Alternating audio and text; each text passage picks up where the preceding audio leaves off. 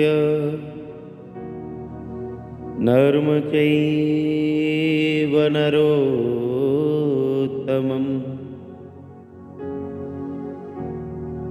दैवीं सरस्वतीं व्यासं ततो जयमुदीरये।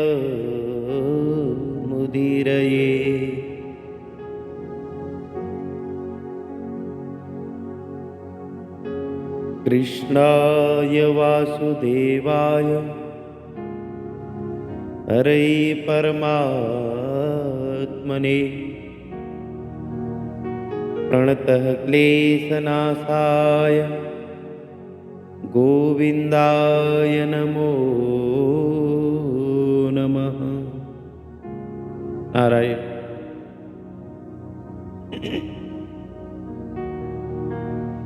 बोलिए श्री सद्गुरुदेव भगवान की जय। बोलिए श्री मुरली मनोहर श्याम सुंदर पीताम्बरधारी भगवान की जय। प्रातः स्मरणीय अर्चनीय वंदनीय परम पूज्यपाद अनंत विभूषित ममदेव श्री सद्गुरुदेव भगवान के उन दिव्य श्री चरण कमलों में इन चरण कमलों की रज से मन रूपी दर्पण साफ होता है। उन श्री चरण कमलों की धूलि को हम अपने मस्तक पर बार बार धारण करते हैं। आप सभी भगवान के प्रेमी श्रोता भक्तजनों का भी हम हृदय से अभिनंदन करते हैं।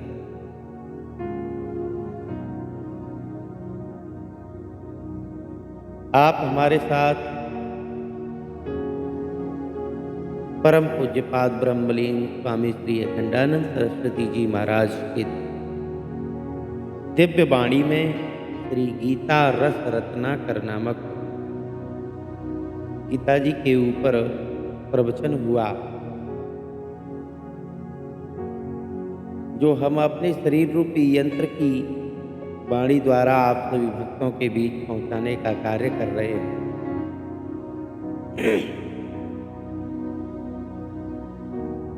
रत्नाकर कहते हैं समुद्र को, ये रसों का समुद्र है, इसमें आनंद रस भरा हुआ है। तो आइए प्रथम अध्याय के प्रवचन से शुरुआत करते हैं।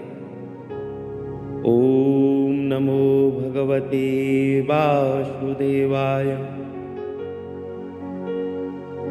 अद्वैतामृतवर्षिणीं भगवतीमष्टादशाध्यायिनीं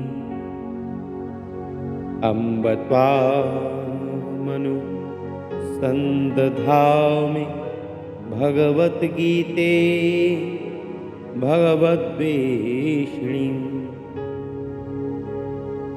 प्रपन्न पारिजाताय स्तोत्रवेत्रैकपाणये ज्ञानमुद्राय कृष्णाय गीतामृतदुहे नमः।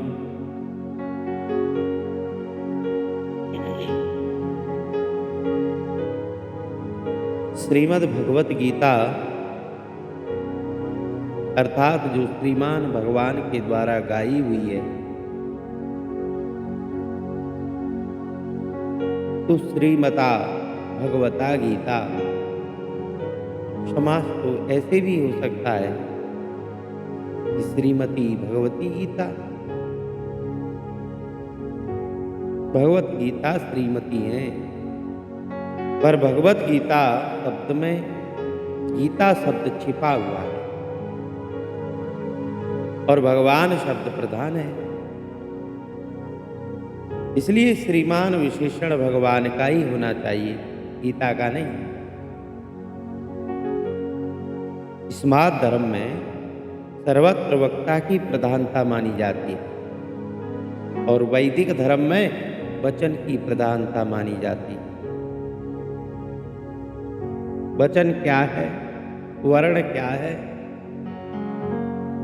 उपनिषद में अनुभवारूढ़ अर्थ की लक्ष्यार्थ की प्रधानता होती है। इस प्रकार वचन की प्रधानता से स्मृति होती है। वक्ता, वचन और वाच्यार्थ की प्रधानता से ग्रंथ के 3 विभाग होते हैं और तीनों का परम तात्पर्य एक ही निकलता है। चाहे इधर से देखो, चाहे उधर से देखो, सीधे देखो, जो सत्य चीज है, जो सच्ची चीज है, तो सच्ची ही मालूम पड़ेगी। सत्य कभी बदलता नहीं है। तो अब श्रीमता भगवता गीता को देखो, इसमें कृता नहीं, गीता है। गीता पहले भी थी। पिछले द्वापर के पहले वाले द्वापर में भी श्री कृष्ण और अर्जुन हुए हैं और वहां भी श्री कृष्ण ने गीता का गायन किया है। उससे पहले भी श्री कृष्ण अर्जुन हुए हैं और वहां भी गीता का गायन हुआ है। गाने वाला जो भजन गाता है, पद रचना आदि जो गाता है, वह उस भजन का या पद का रचयिता हो, ये जरूरी नहीं है। ज्यादातर लोग दूसरे का बनाया हुआ पद गीत ही गाते हैं और अच्छा भी लगता है। ऐसे ही प्रथम मुनीन हरे कीरति गाई, प्रथम मुनीन हरे कीरत गाई, ते मग चलत सुगम मोहि भाई। संगीत में केवल सार किसका होता है? स्वर और ताल का। संगीत में केवल स्वर ताल का अहंकार होता है और अपने बनाए हुए पद में, भजन में या रसिया में, ठुमरी में, दादरा में अपने कवित्व का अभिमान आ जाता है। श्री कृष्ण में तो अहम की एक नया पैसा भी गुंजाइश नहीं है। वो तो अर्जुन के अभिमान पर बार बार ठोकर मारते हैं। यद अहंकार माश्रित्य न योत्स्य हित मन्यते। इसलिए गीता को श्रीमता भगवता गीता अथवा श्रीमती भगवती गीता कह सकते हैं।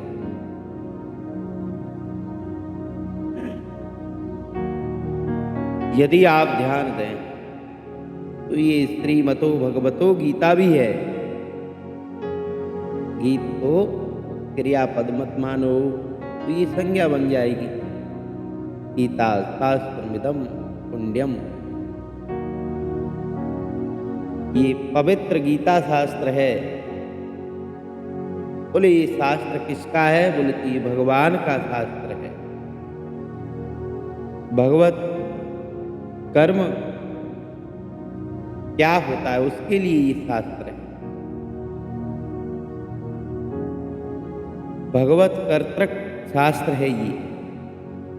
भगवान इसके वक्ता भी हैं, भगवान इसके विषय भी हैं, इसलिए ये भगवान का शास्त्र है। इसमें भगवान ही बोलते हैं और भगवान का ही वर्णन है।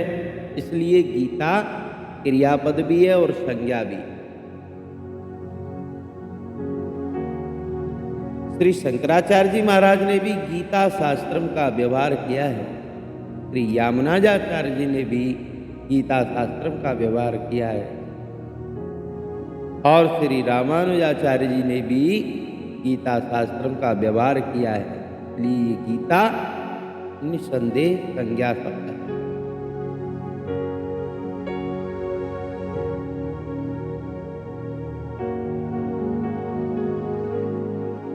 महाभारत में एक कथा आती है कि एक बार देवराज इंद्र भगवान श्री कृष्ण के ऊपर बहुत प्रसन्न हुए।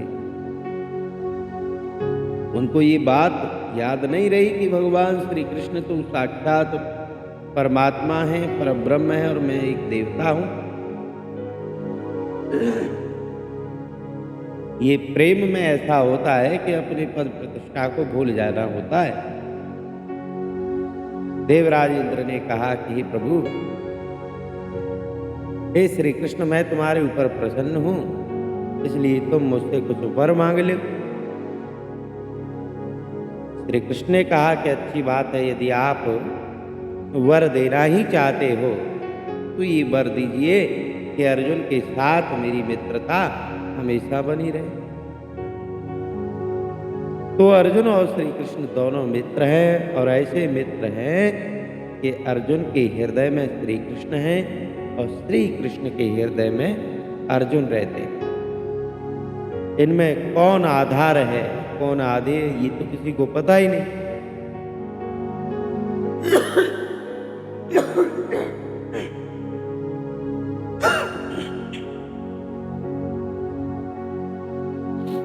इन्हीं दोनों की आपसी बातचीत में ये गीता शास्त्र है।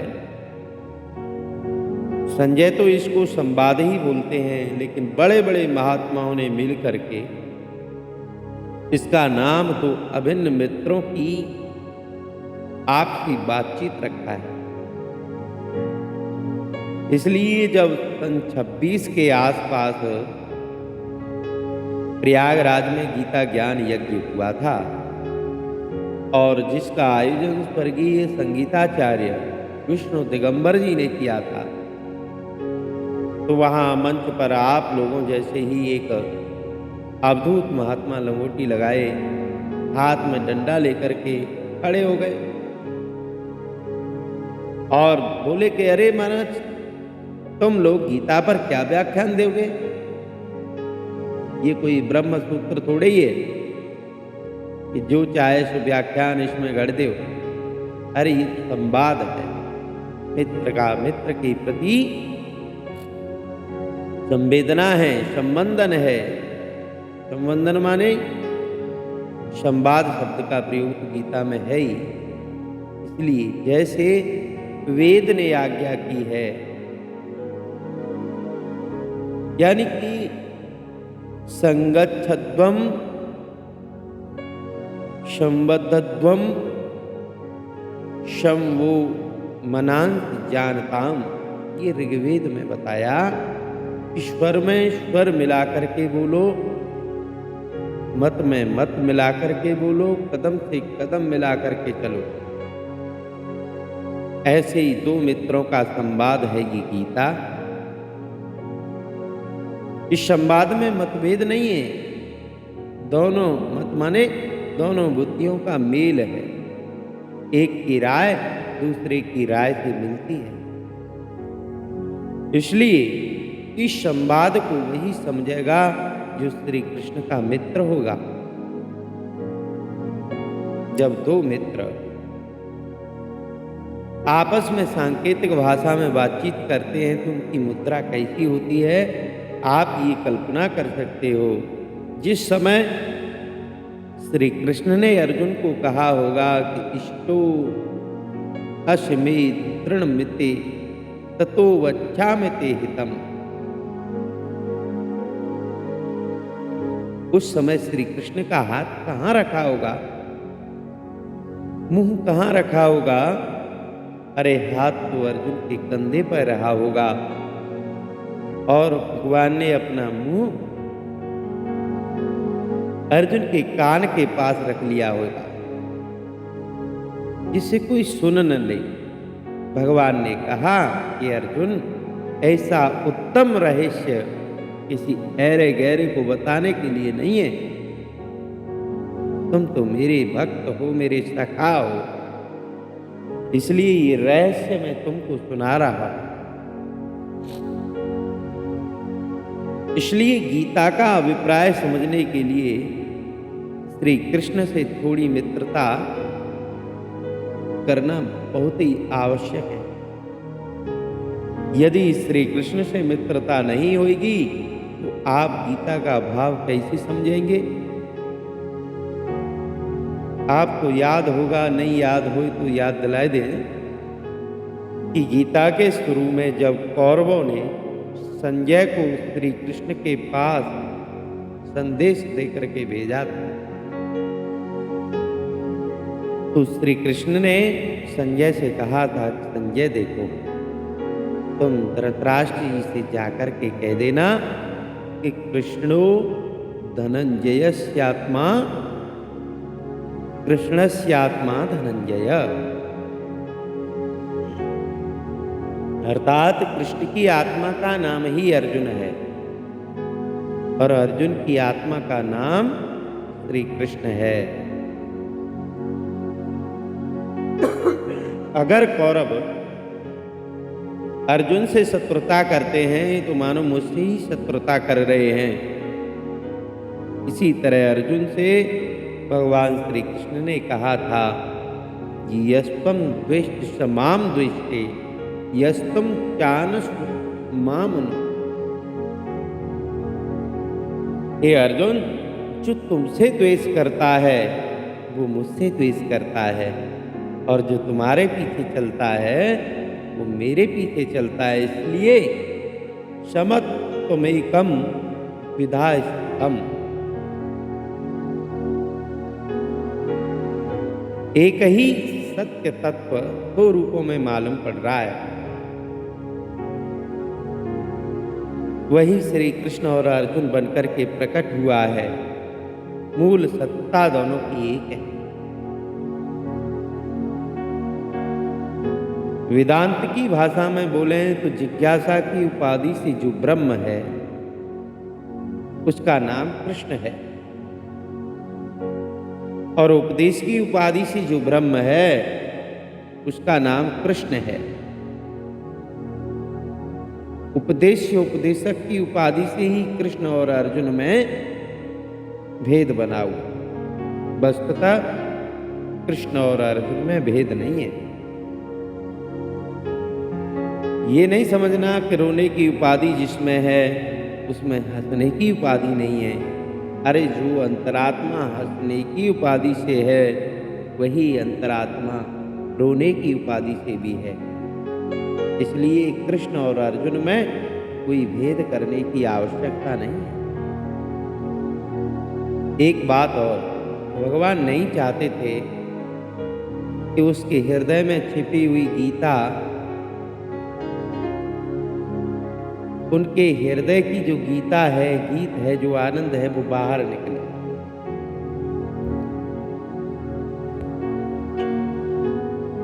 गीता जी के महात्म्य में ही ये कथा आई कि गीता में हृदयम पार्थ। हे अर्जुन, ये गीता तो मेरा हृदय है। जैसे दो मित्र आपस में मित्रता करते हैं और कहते हैं कि भाई ये ले, हमने तुमको अपना हृदय दे दिया, वैसे ही भगवान ने अपना गीता रूपी हृदय अर्जुन को दे दिया। मुझसे भी कई लोगों ने कहा कि हमने अपना दिल आपको दे दिया है, तो मैंने भी उनसे कह रखा है कि अभी तुम लोग इस दिल को अपने पास ही रखो, जब हमको जरूरत पड़ेगी ना तब हम मांग लेंगे। तो भगवान श्री कृष्ण ने पहले तो कहा कि भाई मैं हृदय किसी को देने वाला नहीं हूं, अरे मैं तो इसे अपने पास ही रखूंगा। परंतु जब उन्होंने देखा कि अर्जुन तो विषादग्रस्त हो गया है, दुखी हो गया है, तो उसको अपना गीता रूपी हृदय दे दिया। इसलिए गीता के पहले अध्याय का नाम है विषाद योग।